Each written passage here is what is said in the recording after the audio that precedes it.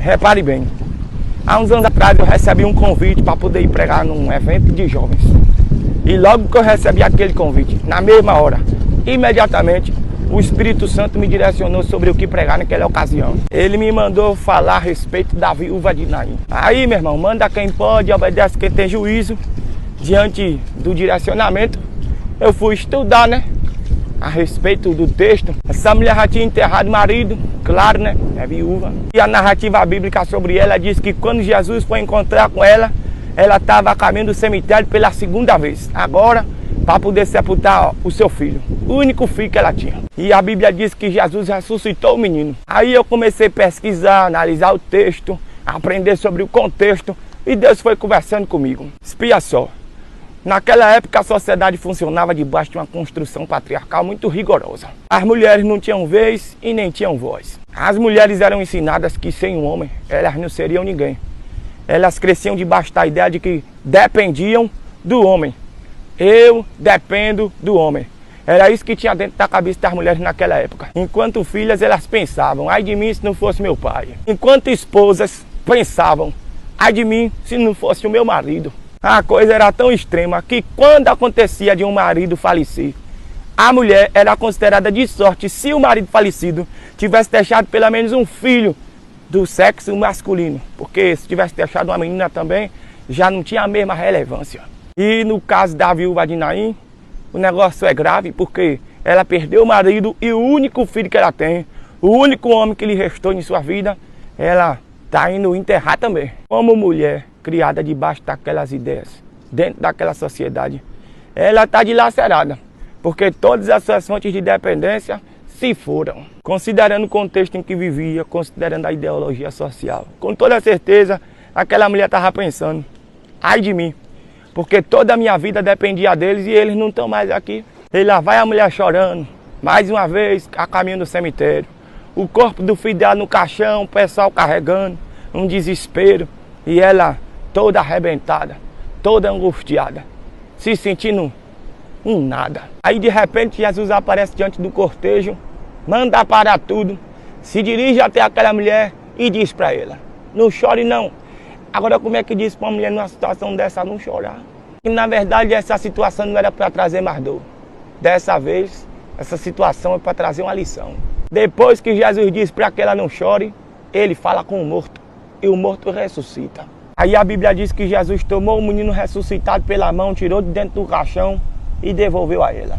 Repare bem, naquele dia, a graça de Deus desconstruiu uma ideia e construiu outra na mente e no coração daquela mulher. Antes ela pensava, ai de mim se não fosse meu pai, ai de mim se não fosse meu marido, ai de mim se não fosse meu filho, ai de mim se não fossem os homens na minha vida. Aí Jesus aparece se revelando de uma forma extraordinária, operando um milagre assustador. E agora eu vejo ela pensando, ai de mim se não fosse a presença de Jesus, ai de mim se não fosse a graça de Deus, se não fosse a misericórdia dele. Jesus chegou para poder organizar a mente daquela mulher e colocar um equívoco no chão. Nas entrelinhas do milagre eu vejo Jesus dizendo, epa, dos homens você precisa, mas é de mim que você depende.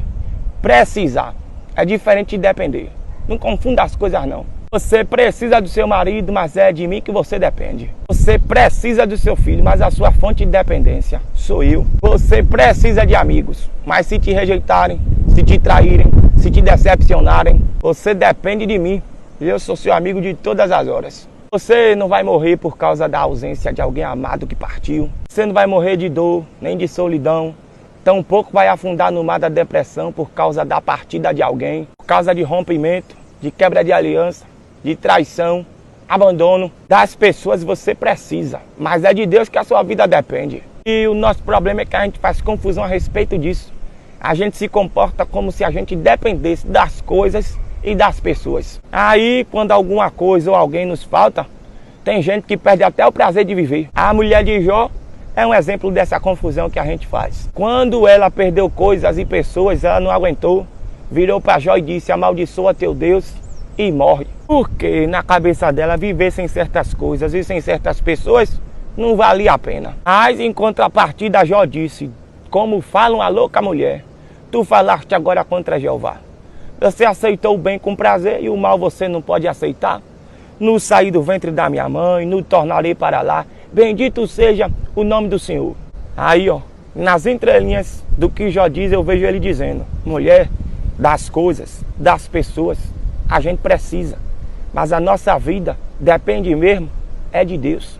Agora deixa eu contar aqui um testemunho pessoal.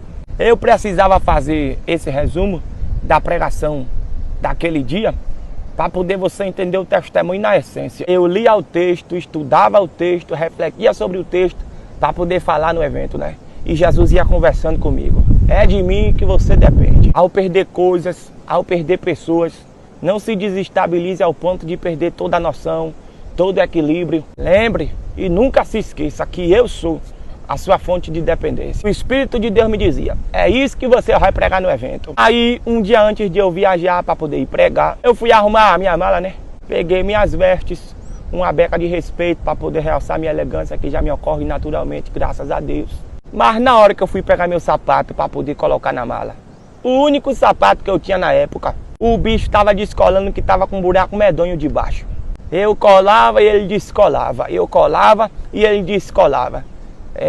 A cola acabou e o bicho estava lá com a bocona aberta.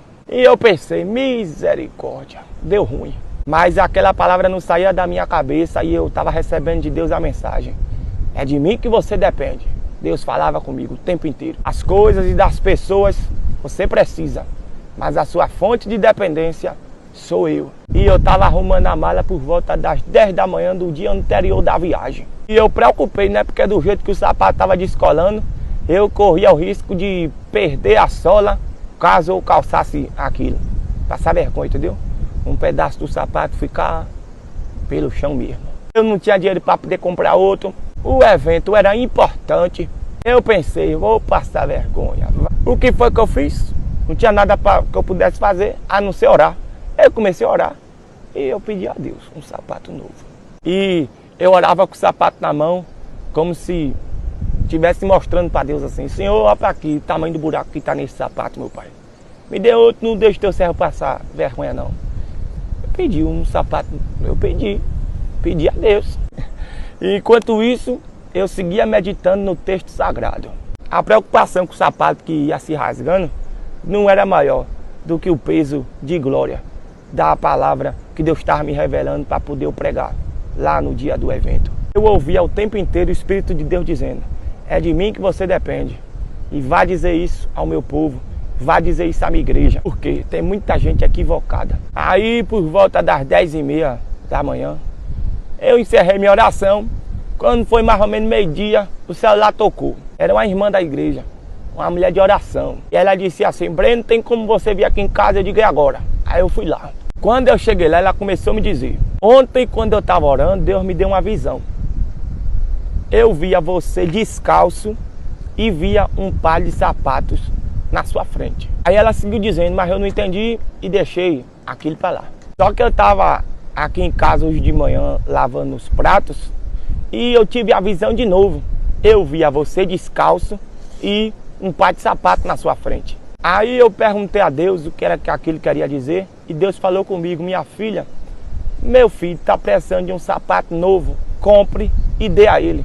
Minha gente, eu orei na sexta-feira e na quinta-feira, um dia antes de eu orar, um dia antes de eu me dar conta do sapato que estava se rasgando, Deus já estava cuidando da resposta de uma oração que eu ainda ia fazer. Aí eu me lembro dos Salmos, número 139, o verso 4. O salmista disse que antes que a palavra venha à nossa boca, Deus já sabe o que é que a gente vai dizer. Eu orei na sexta-feira, mas Deus já tinha falado com ela na quinta e sábado, no dia de eu viajar de manhã cedo, eu estava colocando um sapato novo dentro da mala para poder chegar elegante no evento, não passar vergonha. E Deus naquele dia falou comigo e me marcou de uma forma profunda. Acima de tudo aquilo quanto eu preciso, está o Deus de quem eu dependo. Pode até nos faltar em alguns momentos aquilo que a gente precisa, mas o Deus do qual dependemos sempre cuidará de nós. E Ele olha por nós nos detalhes. Então, meu irmão, minha irmã, não fique atordoado, desesperado, angustiado, pensando até em morte por causa do que você perdeu, ou por causa daquilo que lhe falta, porque você não tem o que você precisa. que aquele de quem você depende cuida da sua vida com muito esmero. E eu queria deixar esse testemunho registrado aqui. Obrigado pela atenção, o prazer acabou. Deus abençoe e ilumine.